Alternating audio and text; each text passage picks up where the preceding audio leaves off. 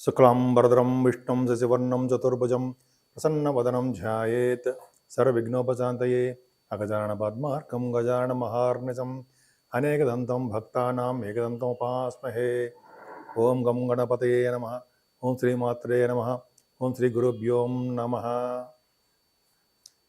మా ఆది ఆస్ట్రాలను చూస్తున్నటువంటి మీ అందరికీ, అలాగే ఫారిన్ కంట్రీస్లో కూడా ఉంటూ నా వీడియోలు చూస్తూ ఎంతగానో ఆదరిస్తున్నటువంటి మీ అందరికీ కూడా పేరు పేరున నా హృదయపూర్వక నమస్కారాలు. ఇప్పుడు మనం డిసెంబర్ 29వ తారీఖు నుంచి 4వ తారీఖు జనవరి 4th జనవరి 2025 ఈ వారం రోజులు కూడా ఎలా ఉండబోతోంది, ప్లానెటరీ పొజిషన్స్ ఎలా ఉన్నాయి, 12 రాసుల్లో గ్రహాల ప్రభావం ఏ విధంగా ఇవ్వబోతుందో తెలుసుకుందాం. దానికంటే ముందర ఏంటంటే, ఇప్పుడు చెప్తున్నట్టుగానే నేను మీ వాడ్రే ఆదినారాయణరావు. మీ జాతకాలు తెలుసుకోవాలనుకుంటే జాతకాలు కానీ ముహూర్తాలు కానీ ఇంత జాతకాల గురించి మాట్లాడుకుందాం. జాతకాల గురించి అయితే మీ date of birth, time of birth, place of birth మీరు నాకు పెట్టండి. ఒకవేళ నేను షూటింగ్స్లో ఉన్న చిన్న బిజీలో జాతకాలు చెప్తూ ఉన్నా కూడా మీ ఫోన్ లిఫ్ట్ చేయకపోతే ఏమనుకోవద్దు. లేకపోతే మీకు కింద కనిపిస్తున్నట్టే స్క్రోల్ అవుతుంటే దాని నెంబర్కే వాట్సాప్ మెసేజ్ పెట్టండి. మీకు ఏం కావాలనుకుంటున్నారో అది పెడితే నేను తప్పకుండా చెప్తాను. జనరల్గా ఏంటంటే చాలామందికి వివాహాలు కావట్లేదనో, లేకపోతే ముహూర్తాలు అంటే కొంతమందికి పిల్లల గురించి, విద్యలోను ఉద్యోగంలోను ఏదో చిన్న చిన్న ప్రాబ్లమ్స్ వస్తూ ఉంటాయి.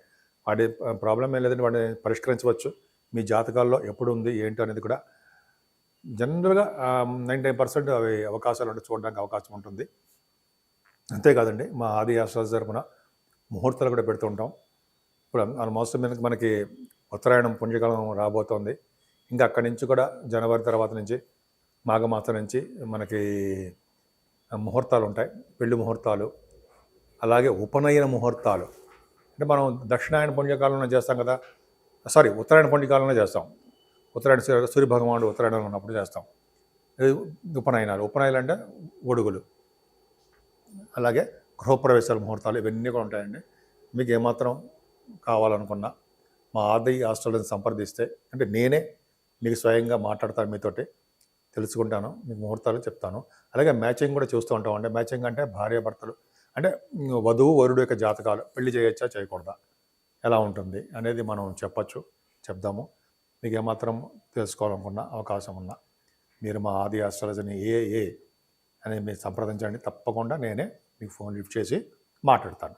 మిథున రాశి వారికి ఈ వారం కొద్దిగా ఇబ్బందికరంగా ఉంటుందండి. మీ రాశ్యాధిపతి బుధుడు బాగున్నాడు, ఆయన ఒక్కడే బాగున్నాడు. మీకు 6వ భావంలో యోగిస్తాడు. 2nd భావంలో కుజుడు మాత్రము అంత యోగంగా ఉండదండి. కాబట్టి అంటే చదువు విషయంలో ఆలస్యం చేస్తాడు. భూములు మాత్రం ఇస్తాడు, భూములు కానీ సంపదలు వాహనాలు ఇవ్వడానికి అవకాశం ఉంది. కానీ 2వ భావంలో కుజుడు అంత మంచి యోగాన్ని మాత్రం ఇవ్వడం. ఏదైనా 4th భావం మాత్రం కేతు ఉన్నాడు, కేతువుకి గురుదృష్టి ఉంది. అందుకనే మీ విద్యలో కూడా రాణించడానికి అవకాశాలు ఉంటాయి. మీ మదర్ గారికి ఆరోగ్యంగానే ఉంటారు, ఏం భయపడాల్సిన అవసరం లేనే లేదు.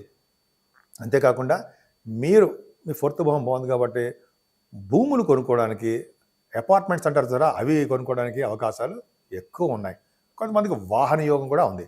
ఏదైనా మీ మిథున రాశి వాళ్ళకి 6వ భావంలో ఉన్న చంద్రుడికి బుధుడికి గురుదృష్టి ఉండడం వల్ల శత్రుభయం లేకుండా మేనమామూలతోటి ఆనందంగా హ్యాపీగా ఉంటూ విదేశాలు వెళ్ళడానికి స్టాంపింగ్ అవుతూ ఎప్పుడు కూడా ముందంజలో ఉండడానికే అవకాశాలు ఎక్కువ ఉన్నాయి. కానీ 7వ స్థానంలో రవి ఉన్నాడండి. సప్తమ స్థానం రవి మంచివాడు కాదు, స్త్రీ ద్వేషి అంటాం. అంటే జనరల్గా అలా కాదు. కానీ రవి 7వ స్థానం రవి ఉన్నాడంటే భార్యాభర్తల విషయంలో చిన్న చిన్న ఇబ్బందులు ఉండడము, అంటే అసలు వివాహం కొద్దిగా లేట్ అయిపోతూ ఉండడం జరుగుతుంది. కానీ స్త్రీల మాట వినడానికి అవకాశం ఉంటుంది. భార్య మాట కానీ మీ తోబుట్టు వలనే అవ్వచ్చు. స్త్రీ మాట వినడము, స్త్రీల వలన ధనయోగము 7వ స్థానం రవి వలనే అవుతుంది. ఇది నేను చెప్తుంది కాదు, శాస్త్రం చెప్పింది. అది నేను ఈ మధ్య చదివాను కూడా, నాకు ఎప్పుడు తెలుసునుకోండి. సో 7వ స్థానం రవి కొద్దిగా స్త్రీ మూలకంగా ధనము, స్త్రీల మాటలు వినడము, అలాగా వేరే వాళ్ళ ఇళ్లలో ఉండడానికి అవకాశాలు ఉండడము, అలాగే తరచూ ప్రయాణాలు చేయడానికి అవకాశాలు ఎక్కువ ఉన్నాయి. ఏదైనా మీ రాశి వాళ్ళకి 8వ స్థానంలో చంద్రుడు ఉన్నాడు, కానీ గురుదృష్టి ఉంది, కుజదృష్టి ఉంది. అసలు 8వ స్థానం చంద్రుడు అంటే 2nd హౌస్ లార్డ్, అష్టమంలో అంత మంచివాడు కాదు. కుటుంబ వ్యవహారంలో చిన్న ఇబ్బందులు కలిగిస్తూ ఉంటాడు. అంతేకాకుండా ఫైనాన్షియల్ విషయంలో కూడా సమయానికి డబ్బులు చేతికి అందలేకపోతూ ఉండొచ్చు అనమాట. కానీ చంద్రుడికి గురుదృష్టి ఉంది. సెకండ్ హౌస్ లార్డ్ అష్టమంలో ఉన్నప్పుడు ఫస్ట్ తారీఖు 2 తారీఖులో మాత్రమే ఉండడం వల్ల ఏమవుతుందంటే మీకు కొద్దిగా ఫైనాన్షియల్గా కొద్దిగా ఇబ్బంది పడతారు. ఫస్ట్ తారీఖు 2 తారీఖులో డబ్బులు చేతికి రాలేకపోవచ్చు, అందలేకపోవచ్చు కూడా. కానీ గురుదృష్టి ఉంది కాబట్టి కుటుంబంలో వ్యవహారం బాగుంటుంది. అష్టమస్థానం ఉన్నాడు కాబట్టి తలవంతలంగా వచ్చే ధనయోగం మాత్రం బాగా ఉంటుంది. అన్ఎక్స్పెక్టెడ్ మనీ అంటాం సరే, అది మీకు బాగా ఉంది. భాగ్యస్థానంలో శని శుక్రులండి. 12th house lord 9th house. Foreign countries వెళ్తారంటే అందరూ వెళ్ళిపోతారా? కాదండి. ఏ ఒక్కరిని ఉద్దేశం చెప్తుంది కాదు. మీ జాతకాల రీత్యా రాహు ప్రభావం అని కొన్ని గ్రహాలు ఉన్నాయి. ఆ ప్రభావాలు ఉండడం వల్ల మీరు ఫారిన్ కంట్రీస్ వెళ్తారు. అక్కడ జనరల్గా ఏంటంటే 12th హౌస్ లార్డ్ మీ జాతకంలో చూసుకోండి. 12th హౌస్ లార్డ్ ఈ 9th భావంలో ఉంటే వాళ్ళకి విదేశాలకు వెళ్ళడానికి అవకాశం ఉంటుంది. చదువు రీత్యా, షూటింగ్ల రీత్యా, మీ పర్సనల్ పనుల విషయాల రీత్యా విదేశాలకు వెళ్తారు. First point. అలాగే భాగ్యస్థానంలో శుక్రుడు ఉన్నాడు. అంటే ఇంకా మీకు పంచమాధిపతుడు అయ్యాడు. భాగ్యంలో ఉన్నాడంటే మీకు మంచి యోగాన్ని కలిగిస్తాడండి. అందులో డౌటే లేదు. 9th భావం ఉన్నాడు, డౌటే లేదండి. అంటే మీకు పుణ్యక్షేత్ర దర్శనాలని, దైవ దర్శనాలు కానీ ఇవి ఇవ్వడానికి అవకాశం ఉంది. భాగ్యంలో శని ఆటోమొబైల్ ఇండస్ట్రీసు, లేకపోతే కొంచెం అంటాం కదా సిమెంట్ పరిశ్రమలు, కోల్ రంగము అంటాం కదా, సాఫ్ట్వేర్ రంగాలు, ఇవన్నీ కూడా వాళ్ళకి డెవలప్మెంట్స్ ఉండడానికి భాగ్యంలో శని శుక్రులే కారణం. ఇలా చెప్పుకుంటే చాలా బాగుందండి. ఆ శని భాగ్యంలో శని అంటే రాజకీయ రంగం, పొలిటికల్ రంగంలో ఉన్న వాళ్ళకి మంచి అభివృద్ధికరంగా ఉంటుంది. ఫారిన్ యోగం ఇస్తాడు ముఖ్యంగా, అది కరెక్ట్. చెప్పుకుంటే చాలా ఉంది. దశమ రాహు మంచి యోగాన్ని ఇస్తాడండి. కొద్దిగా అదే మిస్అండర్స్టాండింగ్స్, చిన్న చిన్న తగాదాలు, పోట్లాట్లు కొంతమందికి ఉంటాయి. అవన్నీ ఆలోచించాల్సిన విషయం లేదు. దశమ రాహు ఉన్నాడంటే ఫ్లైట్స్ ఎక్కిస్తుంటాడు. విమానాల్లో తిరుగుతుంటారు మీరు. అలాగే కాకుండా ఈ విమాన సంస్థల్లో పనిచేస్తారు కదా, వాళ్ళక్కడ యోగవంతంగానే ఉంటారు. రాహు కదా, ప్రభావం బాగుంటుంది. సినిమా రంగంలో ఉన్న వాళ్ళు కూడా ఈ రాహు శుక్రుడు ఉండడం కారణం వల్ల సినిమా రంగంలో ఉన్న వాళ్ళు కూడా బాగుంటుంది. అంటే కళారంగము, సినిమా అంటే సినిమా వాళ్ళు, టెలివిజన్స్ కూడా వచ్చుంటాయి. ఈ 2 రంగాలు అనమాట. కళారంగం అదృష్టం తోడవుతుంటుంది. సో మీకు దశమంలో రాహు ఉన్నాడు కాబట్టి ఈ సాఫ్ట్వేర్ రంగ ఉద్యోగస్తులకి చాలా బాగుంటుంది. అంటే వాళ్ళకి ఉద్యోగాల ప్రమోషన్స్, అభివృద్ధి అంటే ప్రమోషన్స్ అని, డబ్బులు ఇవన్నీ చాలా బాగా యోగవంతంగానే ఉంది. 12వ భావంలో గురుడు మాత్రం కొద్దిగా ఏంటంటే ఎక్స్పెన్సివ్గా ఉంటుంది. బాగా ఖర్చులు అధికంగా ఉంటాయండి. ఆ గురుడు 12వ భావంలో అంతకాలము ఖర్చులే ఉంటాయి. కానీ పైగా దైవ దర్శనాలు ఎక్కువ ఉంటాయి మీకు.